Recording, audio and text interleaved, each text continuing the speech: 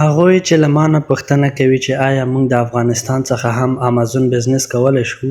هو، بالکل یې کولی شئ. دا وګورئ، دا د افغانستان د فرهنګ خولۍ ده. ما په کابل کې په 90 افغانۍ اخیستې ده.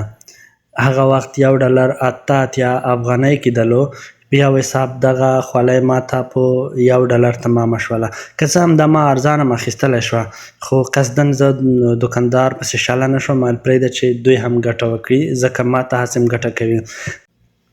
زه دا خولۍ په امریکا کې د امازون له طریقه په $19 خرڅوم، چې $8 د امازون FBA چارج راځي راباندې، او $1 د لیږلو مصارف ورباندې راځي. ما ته پاتې کېږي $10. تاسې په دې سکرین کې وینئ چې یو دانه خولۍ پاتې شوې ده، نور ټولې خرڅې شوې دي، او زه غواړم دا نور هم واستوم.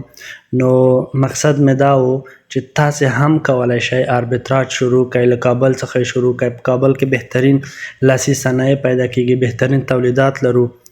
نو آربیتراج شروع کړئ. یوه ګټه یې دا ده چې له کمو پیسو شروع کېږي، بیخي په لږ مصرف شروع کېږي. مثلا که ما دا خولۍ خرڅولی، ما کولی شو دغه یو دانه خولۍ چې فقط $1 قیمت ولري واستوم امریکا ته، امازون ویرهاوس ته. دا به هلته خرڅ شوی وی، ما ته به معلومات شوی وی چې آیا دا خولۍ خرڅېږي که نه خرڅېږي. په دې کې فقط د ما $1 سرمایه ګذاري کېدله، خو زه چون باوري یم دا خولۍ خرڅېږي، زه اوس کولی شم دا په سلهاوو څه چې په زرهاوو هم واستوم هلته.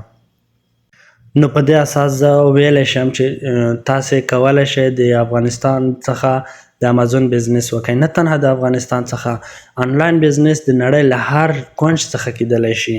نو همدا یو وخت دی، بسم الله وکړئ، یوټیوب کې ویډیوګانې وګورئ، آنلاین بزنس زده کړئ.